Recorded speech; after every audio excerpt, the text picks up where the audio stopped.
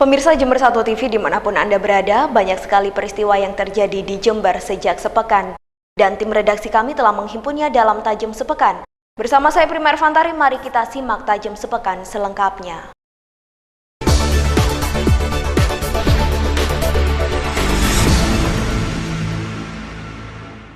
Penampilan selanjutnya, mungkin teman-teman di sini ada yang tanya. Nampak kemeriahan pesta malam pergantian tahun di Aston Jember Hotel. Berbagai hiburan untuk menghibur para undangan tersaji secara apik dengan konsep color party. Apalagi ditambah dengan tatanan lampu serta setting ruangan yang cukup berwarna menambah meriah acara tersebut. Ratusan undangan yang hadir banyak dari luar kota yang sengaja datang ke Jember untuk liburan tahun baru dan menginap di Aston Jember Hotel.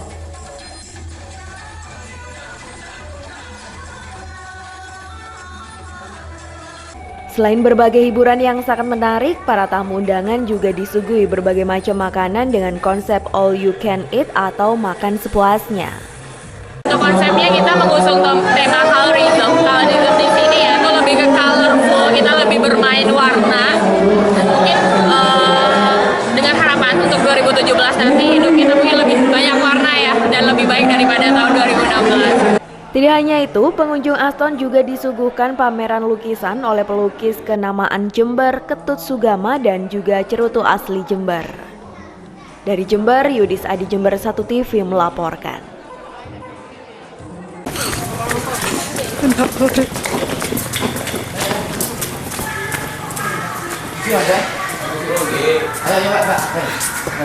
Aksi kejar-kejaran antara Satpol PP dan wanita tunasusila mewarnai razia di areal persawahan dan rel kereta api di kawasan Rambi Puji Jember.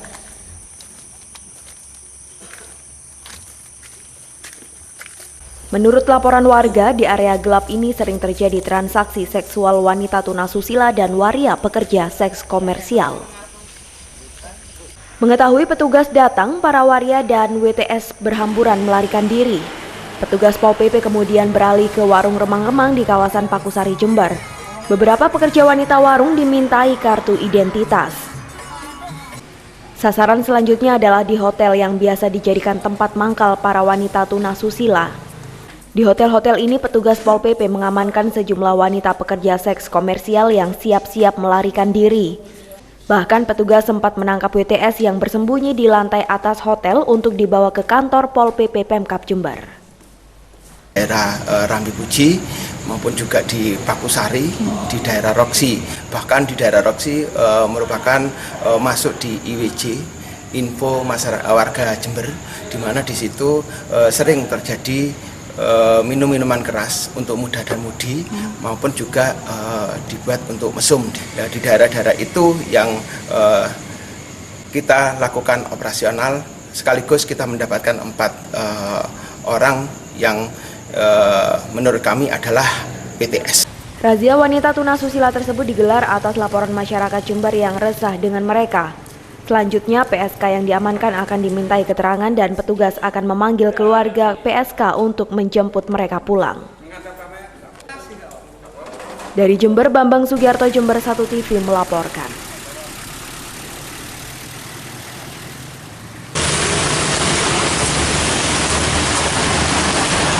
Karena tidak menghiraukan 3 kali teguran yang dilayangkan oleh pihak pemerintah daerah terkait perizinan operasional, Satpol PP Pemkab Jember menyegel rumah karaoke Terminator di Jalan Gajah Mada, Jember.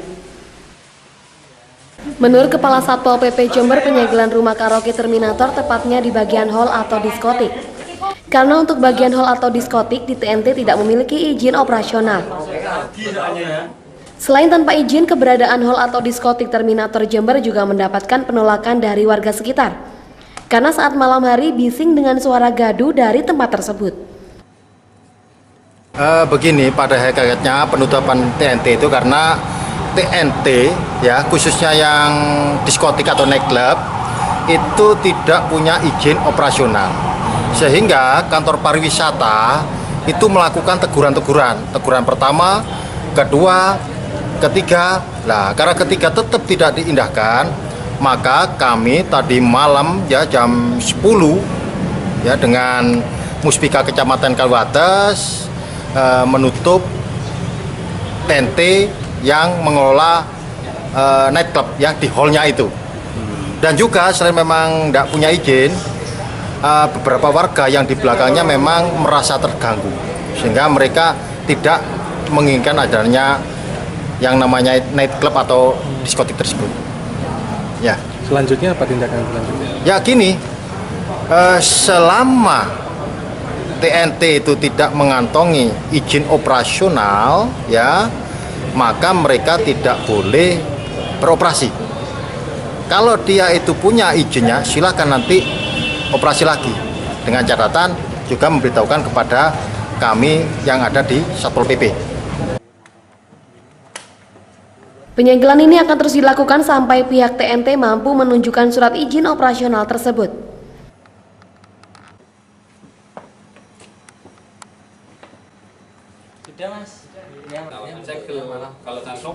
Dari Jember, Yudis Adi, Jember 1 TV melaporkan.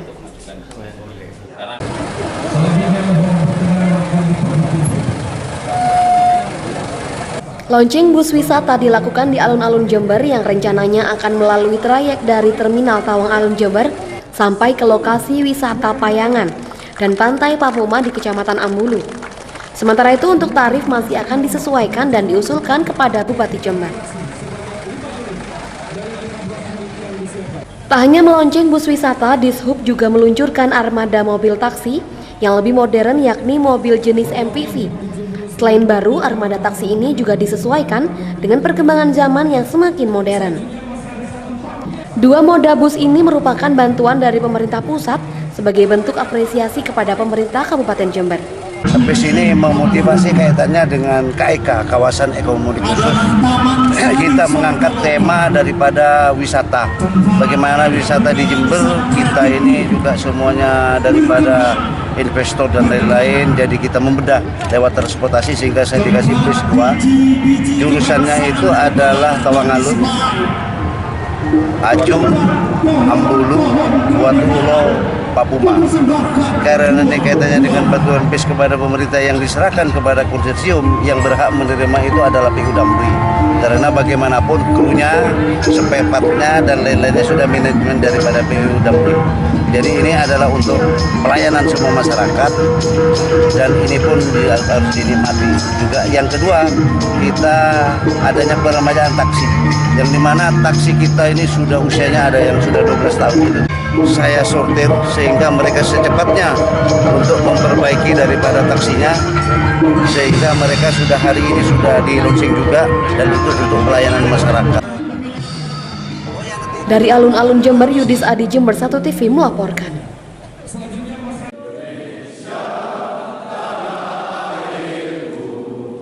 Pelantikan ratusan pejabat eselon 3 dan 4 dilaksanakan di Aula PB Sudirman, Jember. Dalam pelantikan ini merupakan tahap awal pelantikan para pegawai negeri sipil dan setelah itu rangkaian pelantikan pejabat di atasnya akan dilakukan di Aula Pendopo Wahya Wibawa Graha yang akan dipimpin langsung oleh Bupati. Menurut Wakil Bupati Jember, pelantikan ini merupakan agenda wajib dari pemerintah daerah, namun di Jember sempat terjadi molornya jadwal pelantikan karena memang besarnya jumlah eselon di Jember. Tak hanya itu, nantinya juga ada beberapa dinas yang menjadi satu dengan dinas lain, sehingga membutuhkan kajian yang lebih mendalam terkait PNS yang akan mengisi posisi tersebut. Dengan pelantikan secara bertahap ini diharapkan mampu memacu kinerja para PNS. Sebagaimana kami dapat laporkan bahwa jumlah jabatan di lingkungan Pemkab Jember itu ada 915 jabatan ya. Nah, berdasarkan hasil sidang Baperjakat tanggal 30 Desember kemarin tahun 2016 itu berhasil ditetapkan sebanyak 736 jabatan. Ya, itu yang baru ditetapkan. Oleh karena itu maka ada beberapa yang memang masih belum bisa dilaksanakan. Misalnya seperti UPT, itu kami masih menunggu regulasi dari pemerintah pusat. Ya. Selain tentunya juga memang ada beberapa juga yang mungkin 1-2 hari ini terus kita tindak lanjuti karena memang kita memulai dengan yang lebih urgen dulu sekarang. Ya. Dari dinas pasar sendiri tadi banyak yang pulang Pak, karena tidak ikut di sini. Oh, banyak pulang ya? Iya. Kan sama-sama UTK, Pak. Betul, itu sangat disayangkan. Sebetulnya itu dari Dinas Pasar sendiri sekarang kan ini digabungkan dengan Disperindak ya. Jadi semuanya saya kira sudah tertampung. Jadi semuanya itu sudah ditempatkan di posisi-posisi sehingga nantinya tidak ada yang tidak memiliki kedudukan lah. SPK ini sudah mulai berlaku sejak kapan gitu? Sejak ditetapkan sekarang. Ya kalau istilahnya sebetulnya sejak tahun ajaran baru ya, tahun baru itu sudah harus mulai berlaku. Dan ini tentunya karena pelantikannya sekarang ya berlaku sekarang. Sempat demisioner ini Pak Wabu. Iya. Konsekuensi apa sebelumnya Pak yang terjadi? Dengan demisioner maka tentunya nanti kemarin itu kepala dinas yang bersangkutan tidak bisa memberikan pelayanan karena mereka tidak memiliki tugas lagi. Jadi kalau malah mereka melakukan pelayanan itu justru melanggar peraturan yang ada. Sementara itu disinggung tentang terlambatnya gaji yang dialami PNS Pemkab Jember, pihaknya berharap seluruh PNS bisa bersabar karena proses pelantikan telah selesai dan nantinya pejabat yang baru tersebut bisa menandatangani kebijakan jabatannya dan diyakini dalam waktu dekat gaji tersebut akan segera tersalurkan. Dari Pemkab Jember, Yudis Adi, Jember 1 TV melaporkan.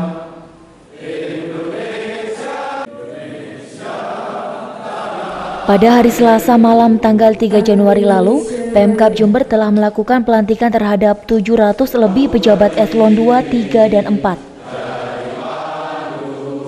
Salah satunya adalah Sekretaris DPRD Jember Muhammad Faruk dipindah tugaskan menjadi Kepala Satuan Polisi Pamong Praja. Sementara jabatan Sekretaris DPRD hingga kini dibiarkan kosong. Padahal sesuai Undang-Undang Nomor 17 Tahun 2014 tentang MD3 dan Peraturan Pemerintah Nomor 18 Tahun 2016, pengangkatan dan pemberhentian Sekretaris DPRD oleh Kepala Daerah harus mendapat persetujuan pimpinan DPRD setelah melalui konsultasi dengan pimpinan fraksi. Sementara itu menurut Wakil Ketua DPRD Jember Ayub Junaidi, Bupati mencopot Sekuan secara tiba-tiba tanpa persetujuan DPRD. Karenanya sebanyak 4 fraksi di DPRD Jember akan melakukan hak konstitusionalnya berupa hak interpelasi terhadap Bupati Faidah. 4 fraksi tersebut adalah fraksi Gerindra, fraksi Kebangkitan Bangsa, fraksi Keadilan Sejahtera, dan fraksi Golkar. Kemarin Bupati tidak melakukan mekanisme yang diatur oleh peraturan perundang-undangan. Maka dari itu, bahwa berdasarkan hal tersebut patut kiranya dan secara konstitusional DPRD Kabupaten Jember menyatakan bahwa pemberhentian atau pemindahan tugas Sekretaris DPRD Kabupaten Jember melanggar ketentuan pasal 420 ayat 2 Undang-Undang Nomor 17 Tahun 2014. Selain itu, dalam waktu dekat pimpinan DPRD Jember juga akan mengkonsultasikan persoalan ini kepada Gubernur sebagai kepanjangan tangan dari pemerintah pusat. Dari Jember, DKAJ Jember 1 TV melaporkan.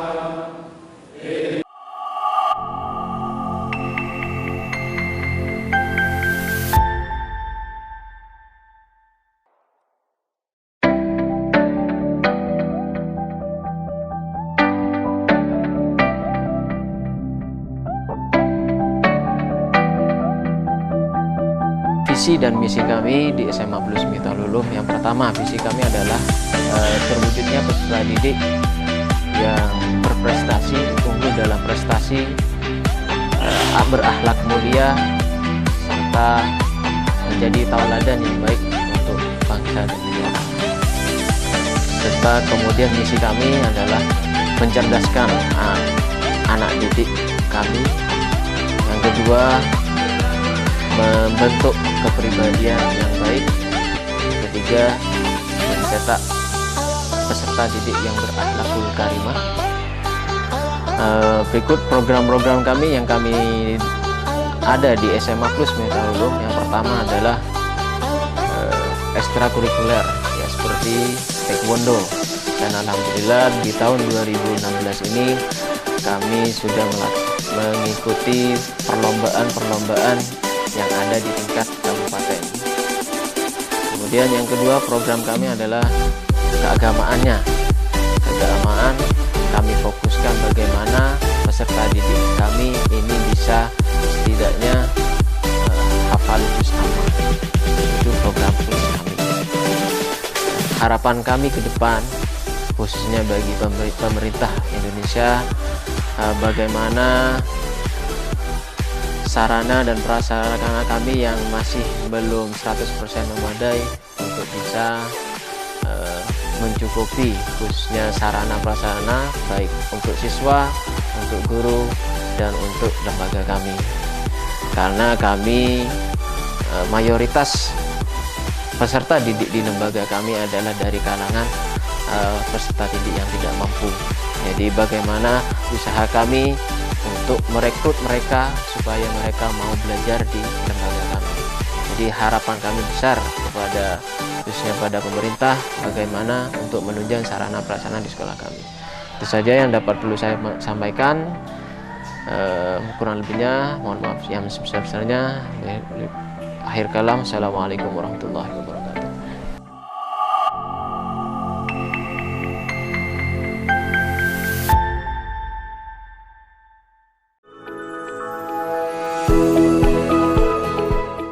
Pengobatan Nur Hidayah dikenal luas sebagai pengobatan yang meracik ramuan tradisional yang ada di Indonesia yang berkembang menurut interpretasi yang menjadi satu image sebagai satu kekuatan, vitalitas, atau hal yang berhubungan dengan keperkasaan. Metode terapi yang dikembangkan di pengobatan Nur Hidayah adalah metode acupressure stick finger, yaitu proses pemijatan yang dipusatkan pada syaraf-syarafnya guna memperlancar sirkulasi darah serta membetulkan otot-otot yang tersumbat. Metode ini tanpa menggunakan alat bantu apapun. Dengan metode terapi acupressure stick finger dan dipadu-padankan dengan ramuan herbal, sangat efektif membantu mengatasi semua masalah penyakit Anda. Pengobatan Nur Hidayah juga menggunakan ramuan tradisional dan herbal dalam membantu keluhan pasiennya.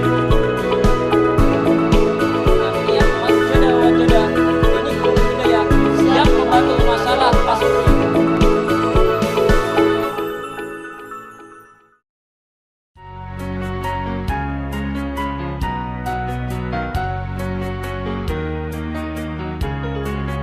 SMK Asy-Syafi'i terletak di Desa Nogosari, Kecamatan Rambi Puji, dan di bawah naungan Yayasan Pondok Pesantren Asy-Syafi'i. SMK Asy-Syafi'i menjunjung tinggi nilai-nilai agama, berakhlakul karimah, dan memiliki jurusan tata niaga, pemasaran untuk membuat siswa menjadi kreatif, dan siswa-siswi semuanya akan dipacu untuk berwirausaha yang bagus dan mempunyai jiwa kewirausahaan yang tinggi. SMK Asy-Syafi'i akan terus mengembangkan dan menjadikan lulusan-lulusan yang terbaik untuk masa depan bangsa dan negara. SMK Asy-Syafi'i Nogosari Rambi Puji bisa.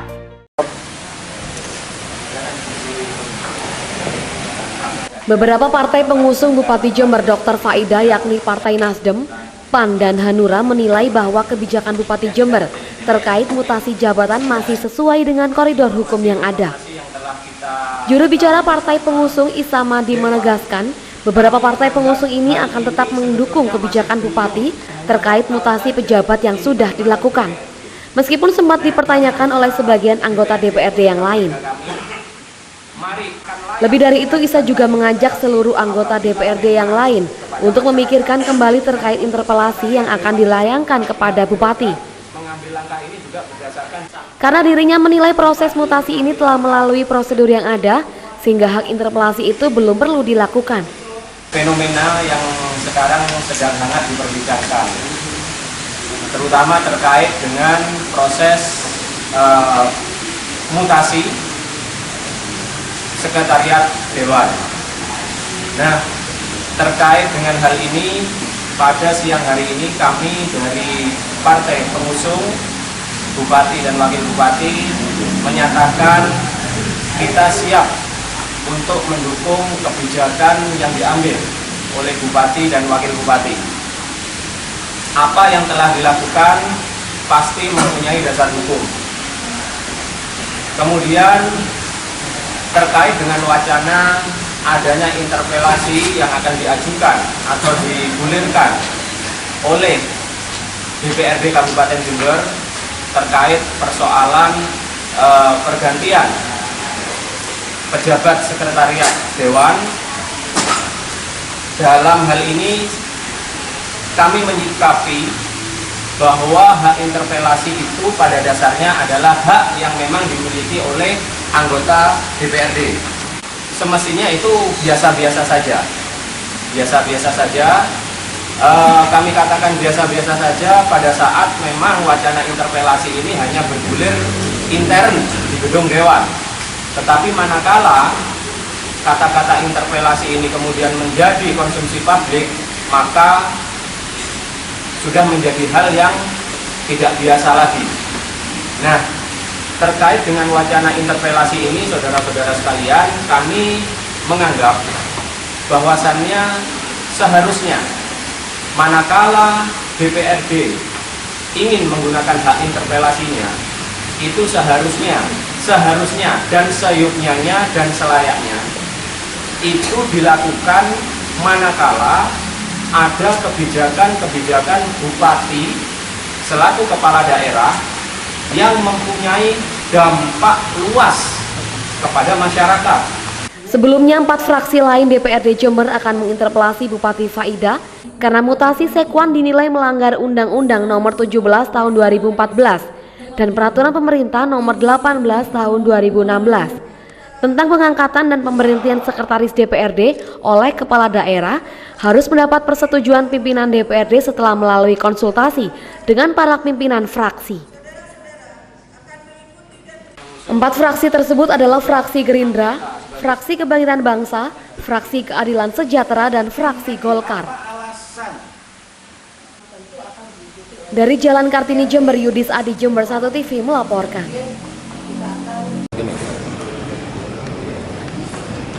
Meski proses mutasi yang telah dilakukan oleh Bupati Jember terhadap sejumlah pejabat di lingkungan Pemkab dinilai melanggar aturan oleh pimpinan DPRD Jember, namun sejumlah anggota fraksi menilai rencana interpelasi terhadap Bupati Faidah tidak perlu dilakukan.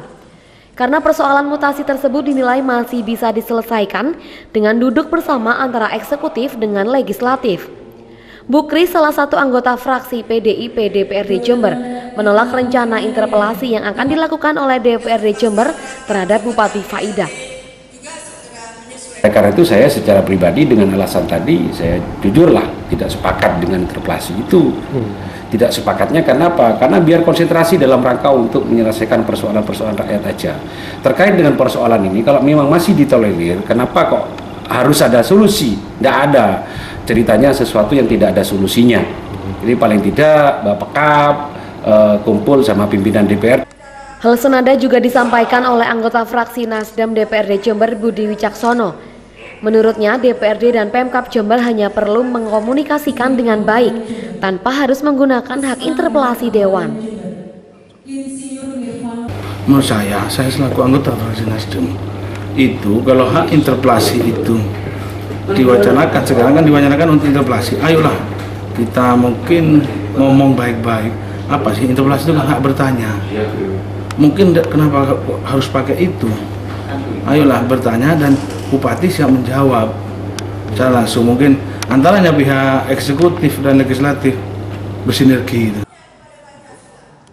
Dari Jember, Reka Aji, Jember 1 TV melaporkan. Didukung PKB, PKS dan Golkar. Hak interpelasi yang akan dilakukan oleh DPRD Jember sepertinya tidak terbendung. Mereka menganggap mutasi yang dilakukan Bupati Jember kepada Sekretaris Dewan adalah bentuk contempt of parliament alias menghina parlemen. Bahkan sebanyak 13 anggota Dewan sudah membubuhkan tanda tangan persetujuan melakukan interpelasi itu. Ketua fraksi Golkar Rahmat Fakurniawan mengatakan saat ini sudah ada 13 anggota dari 4 fraksi yang melakukan tanda tangan. Hal ini juga masih memungkinkan untuk bertambah.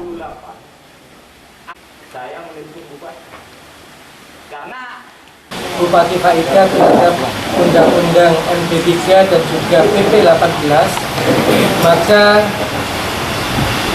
4 fraksi Gerindra, PKB, PKS, dan Golkar menginisiatif untuk mempertanyakan menginterpelasi Bupati, dan alhamdulillah hari ini 13 orang ketua fraksi dan juga anggota sudah menandatangani. Sementara itu, legislator Gerindra Ardi Pujo Prabowo menganggap interpelasi ini adalah biasa karena hal tersebut merupakan mekanisme untuk bertanya kepada Bupati terhadap kebijakan yang dilakukannya. Ya mungkin masyarakat sekarang menilainya hak interpelasi terlalu berlebihan. Padahal hak interpelasi itu hak anggota dewan untuk bertanya kepada Bupati. Nah, dalam momen ini kami fraksi Gerindra ingin menanyakan tentang aturan atau dasar hukum yang dipakai Bupati untuk pergantian proses pergantian dan pemberhentian sekretaris dewan. Wakil Ketua DPRD Jember Ayub Junaidi juga menilai bahwa Bupati sudah jelas melanggar undang-undang sehingga seharusnya seluruh anggota dewan merasakan hal yang sama. Ayub juga menyayangkan jika ada anggota dewan yang tidak merasa dilecehkan oleh tindakan Bupati tersebut. Ini kan pelecehan terhadap anggota dewan, dan saya sungguh menyayangkan kalau teman-teman anggota dewan yang lain tidak merasa dilecehkan. Kenapa ini tidak dilakukan oleh Bupati? Apa sih sulitnya Bupati untuk ketemu dengan kita? Kalau ini teman-teman dewan ini saklek kemarin, saya yakin Bupati hari ini sudah kena sanksi karena APBD-nya terlambat. Ini kalau kita main saklek-saklekan, tapi DPRD kan tidak selama ini loh mengakomodir kepentingan-kepentingan untuk kepentingan yang lebih besar.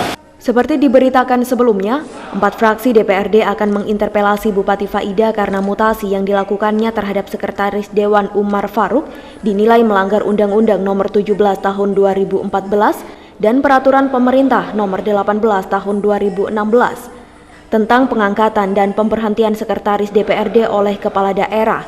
Harus mendapat persetujuan pimpinan DPRD setelah melalui konsultasi dengan pimpinan fraksi. Namun beberapa anggota dewan lainnya tidak sepakat dengan rencana interpelasi tersebut. Dari Jember, DKAJ Jember 1 TV melaporkan.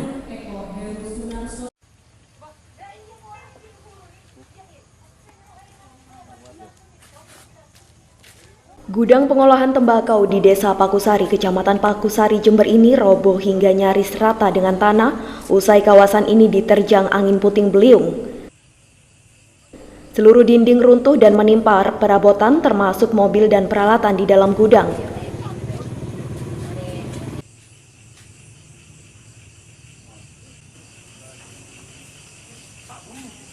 Naas, gudang ini roboh saat puluhan pekerja tengah beraktivitas di dalamnya hingga sempat mengakibatkan kepanikan. Meski sebagian pekerja berhasil menyelamatkan diri, namun sekitar 10 pekerja gudang mengalami luka tertimpa reruntuhan bangunan karena tak sempat lari keluar gudang. Waktu itu seperti apa kejadiannya? Waktu tidak sangka-sangka malam datang angin gitu. Iya. Lama Pak anginnya? Sekitar seberapa jam mungkin perkiraan. Itu barengan hujan? Iya, barengan hujan. Terus ini? Ya. Ini gedung tiba-tiba roboh? Iya, tiba-tiba roboh. Waktu itu ada apa Pak di dalam Pak? Ya. Banyak orang gimana? Dalam ya tidak begitu banyak, paling banyak ya 50 orang. Pekerjanya Pak? Pekerja. Aktivitasnya apa waktu itu? Ya.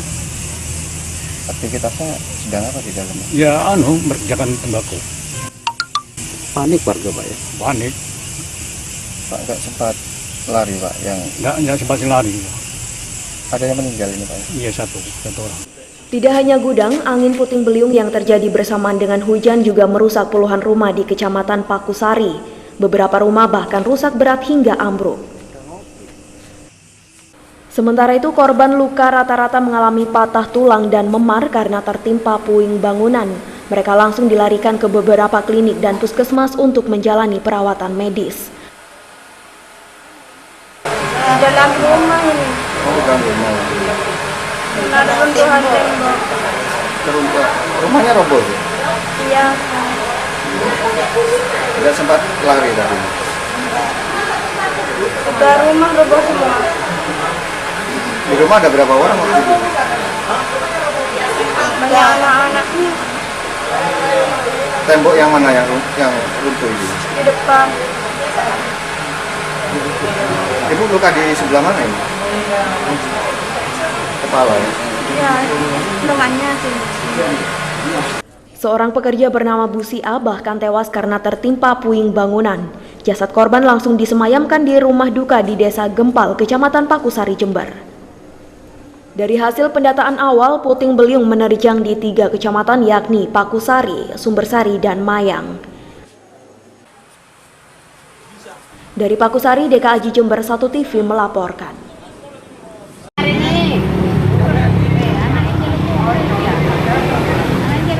Tidak seperti biasa, antrian pengurusan surat tanda nomor kendaraan atau STNK di Jember kini membludak.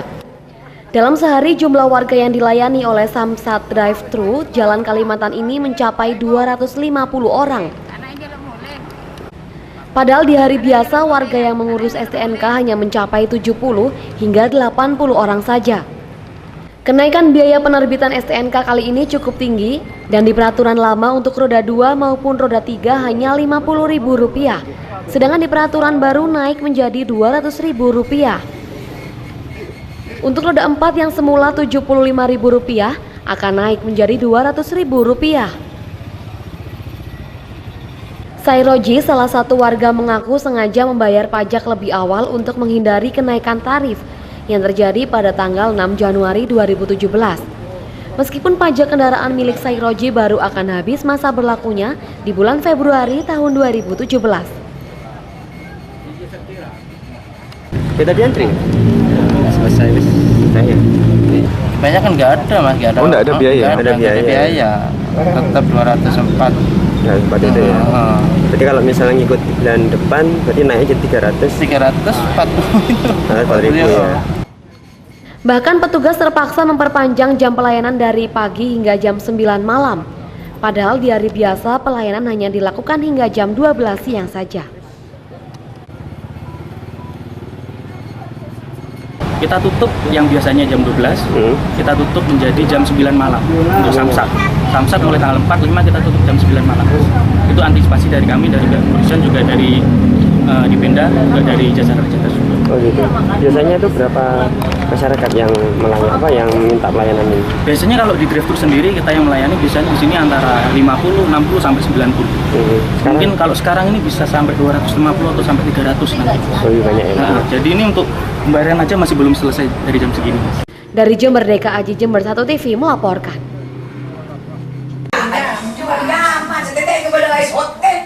Saat ditemui di rumahnya di Ledo Ombo, Jember, Bayu Gatra bersama calon istrinya Fenty Dwi Pratiwi, 22 tahun, mengungkapkan akan menggunakan bonus uang sebesar Rp200 juta yang diberikan oleh Presiden RI Joko Widodo beberapa saat lalu untuk resepsi pernikahannya.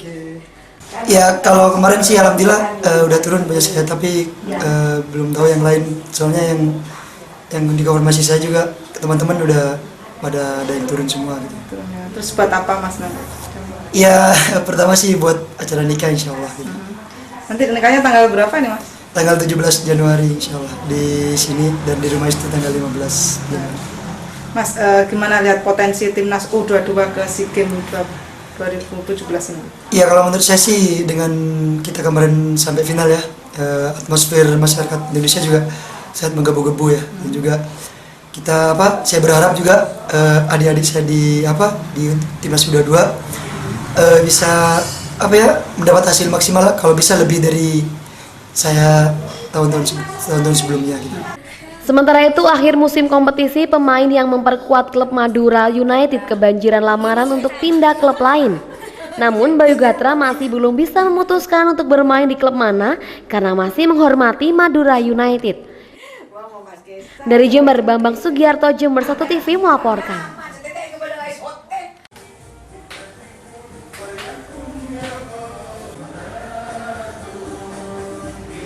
Suasana sepi terlihat di sejumlah kios pedagang cabai area Pasar Tanjung Jember, dan sejak sepekan ini, tingginya curah hujan membuat pasokan cabai dari petani harus menurun hingga menyebabkan harga di tingkat pedagang terus mengalami kenaikan. Untuk cabai besar merah, harganya kini mencapai Rp30.000 per kilogram dari sebelumnya yang hanya Rp20.000 per kilogramnya. Tingginya harga cabai saat ini dirasakan masih cukup mahal oleh pembeli sehingga banyak yang beralih membeli cabai merah dalam keadaan busuk yang harganya cuma Rp7.000 per kilogramnya. Sekarang nih kalau buat warung-warung kebanyakan beli yang BS karena kadung kebiasaan mahal itu kan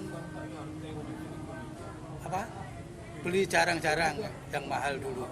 Jadi beli BS. Sekarang terlanjur akeh sing tukuan BS saiki. BS itu apa, Pak? Kualitas busuk? Ya kualitas jelek sudah. Busuk, maksudnya itu ya di bawah standar. Sementara itu untuk komoditi cabai rawit, harga setiap kilogramnya terus mengalami perubahan setiap hari. Kenaikan cabai rawit ini mencapai Rp5.000 hingga Rp10.000 hingga menembus harga Rp80.000 per kilogram untuk cabai rawit di tingkat pengepul. Kenaikan ini juga dirasakan pedagang pasar sejak tahun baru 2017 5 hari yang lalu. Selain karena faktor tingginya intensitas curah hujan yang tinggi, banyak lahan tanaman cabai yang membusuk sebelum panen juga dikarenakan banyaknya petani yang beralih ke tanaman lain yang tidak beresiko tinggi. Para pedagang cabai banyak yang mengeluh sehingga dirinya mengurangi stok cabai dari pengepul. Dampak kenaikan harga cabai membuat pembeli di Pasar Tanjung juga mengurangi. Kalau kemarin 80, sekarang 100, naiknya 20.000. Ini jual per on berapa sih? Kalau per on itu dinaikkan, tidak mau yang beli ya tetap 10.000. Ini punya stok banyak? Tidak ada stoknya, tidak berani nyetok banyak. Biasanya 10 kilo, 5 kilo. Kenapa? Nggak berani mas, takutnya besok pas langsung turun. Kalau cabai kan tidak bisa diprediksi. Ini sejak kapan naik terus harganya ini, Mbak? Mulai tahun baru. Terus pembeli gimana? Yang ngurangi, biasanya seperempat malah on, setengah on. Tingginya harga cabai saat ini banyak pembeli yang mengurangi jumlah pembelian. Tahu perkembangan harga cabai, Mbak? Nggak tahu sih, kayaknya sama. Kemarin 10.000, ini juga 10.000 1 on. Ini untuk kebutuhan apa, Mbak? Untuk masak sehari-hari aja. Ini beli berapa tadi, Mbak? 1 on. 10.000. Mbak, harapannya gimana ini? Harga kan banyak yang pada naik ini, Mbak. Harga kebutuhan sayur. Ya kalau bisa ditekan, dikurangi biar tidak terlalu bengkak di pengeluaran.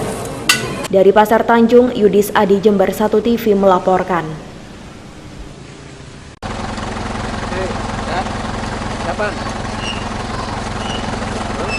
Menikmati liburan tidak harus pergi ke tempat hiburan di kawasan perkotaan. Seperti halnya di wisata Arung Jeram Fun, Sungai Merawan, Kecamatan Mumbulsari, Jember. Dengan menggunakan berbagai peralatan keselamatan mulai dari jaket pelampung, helm keselamatan, wisatawan akan memulai petualang berarung jeram. Seperti namanya Arung Jeram Fun, aliran sungai dari hulu Gunung Raung ini cukup aman sekaligus menyenangkan bagi anggota keluarga termasuk anak-anak.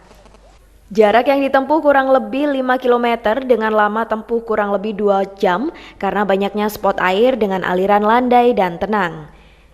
Jikapun ada jeram, namun bisa dikategorikan sebagai jeram kecil dengan ketinggian air yang begitu dangkal.